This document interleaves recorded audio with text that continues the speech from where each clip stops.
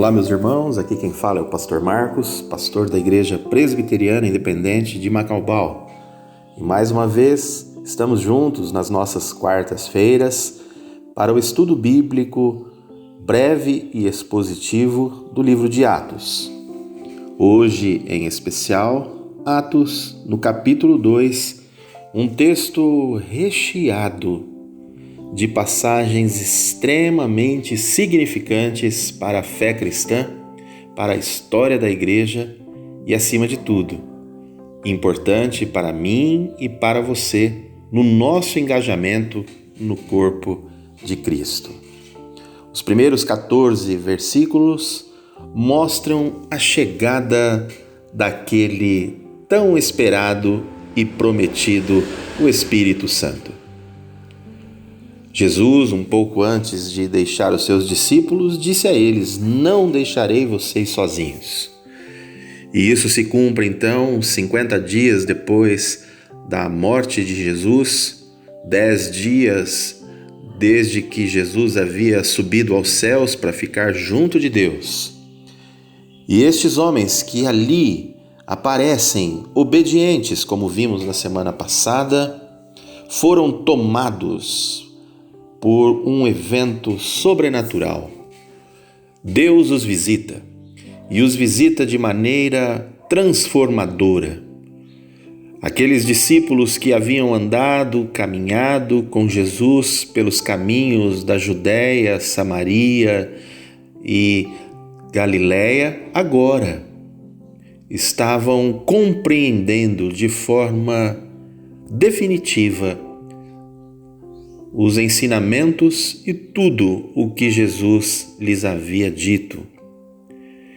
O Espírito Santo clareia os olhos daqueles homens, ilumina os seus corações e as suas mentes, para que pudessem compreender o plano de Deus e assim se tornarem verdadeiros apóstolos, anunciadores, missionários, que proclamam o Evangelho, a vida, proclamam Jesus Cristo como o único Salvador.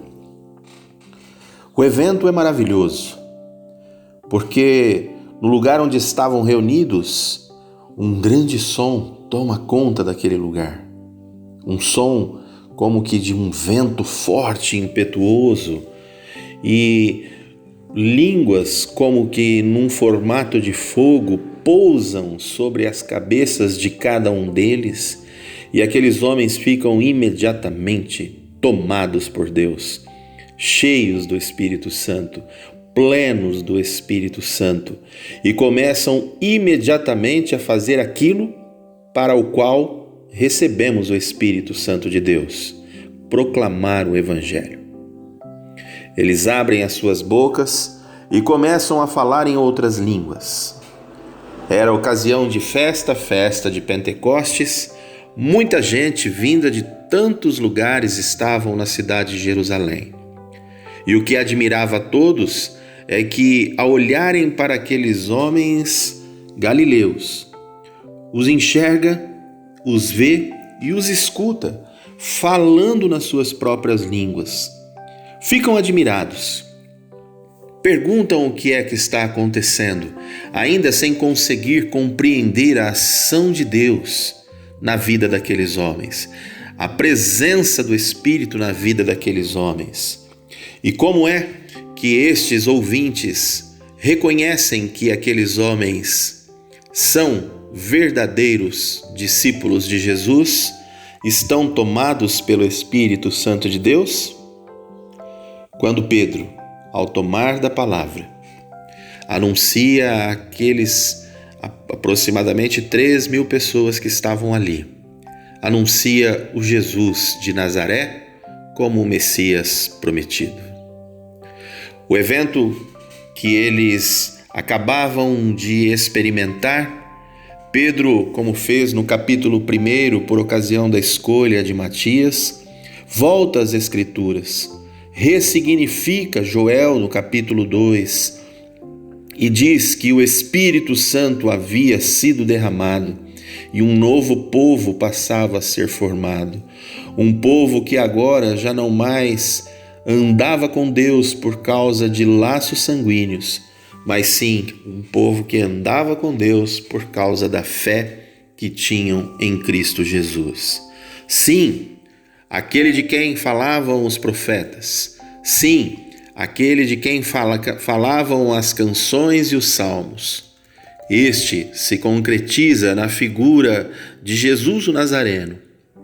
E então o Messias prometido é anunciado e o Cristo passa a fazer parte da história da salvação, cumprindo assim tudo aquilo para o qual as Escrituras apontavam.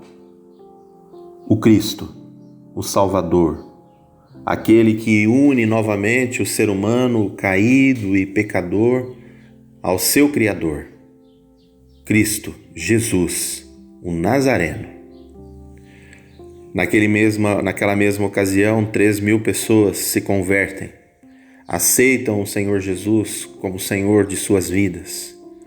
Tive a oportunidade de agora, no mês de julho de 2020, pregar em um dos nossos cultos esse texto, esse discurso, essa mensagem de Pedro de transformação e de salvação. E como é interessante vermos quando aqueles homens perguntam lá no versículo de número 37, e agora? O que faremos? Olhando para Pedro, para os demais apóstolos, atônitos sem saber o que fariam.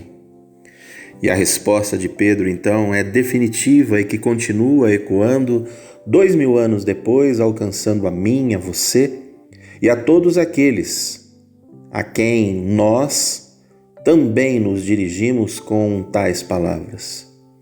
Arrependam-se e cada um de vocês seja batizado em nome de Jesus Cristo para a remissão dos pecados, e vocês receberão também o dom do Espírito Santo. Que belas palavras! Palavras que nos chamam a uma mudança de vida, palavras que nos chamam a vivermos uma verdadeira metanoia, uma transformação, já não mais sendo como éramos antes, mas agora pelo poder da cruz e do Salvador, somos pessoas que pertencem ao reino de Deus. 3.000 são batizados e são acrescentados ao povo de Deus naquela ocasião. E dos versículos 42 a 47 descreve como viviam aqueles homens. Perseveravam na doutrina dos apóstolos e na comunhão, no partir do pão e nas orações.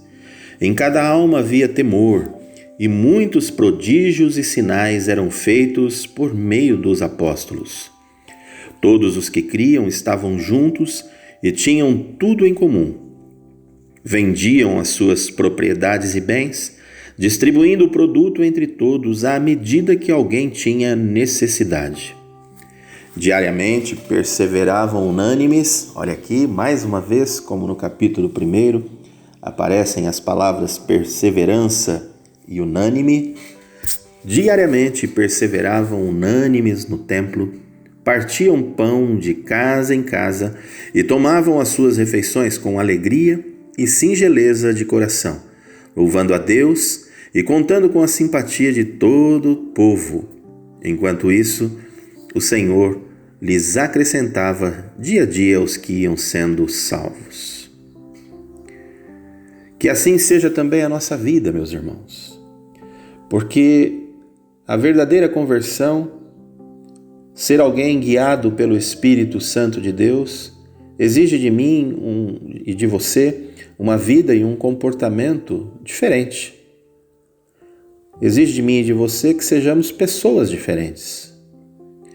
E vejam que a diferença que aqueles homens e mulheres produziram na sociedade de sua época trazia a simpatia do povo.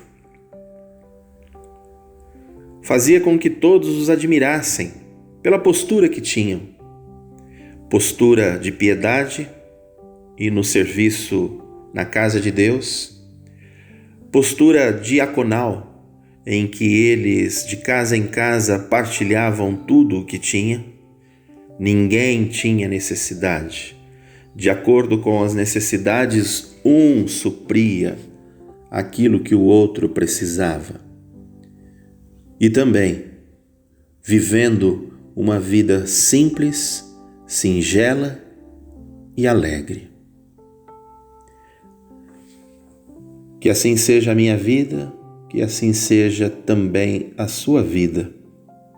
Que nós possamos evidenciar que temos o Espírito Santo de Deus, que nós possamos evidenciar o Cristo nas nossas vidas, em meio à sociedade em que nós vivemos. Somente assim a sociedade olhará para nós e verá em cada um de nós verdadeiros cristãos. Olhará para nós com simpatia e dirão: aí está o povo de Deus. Que Deus nos abençoe.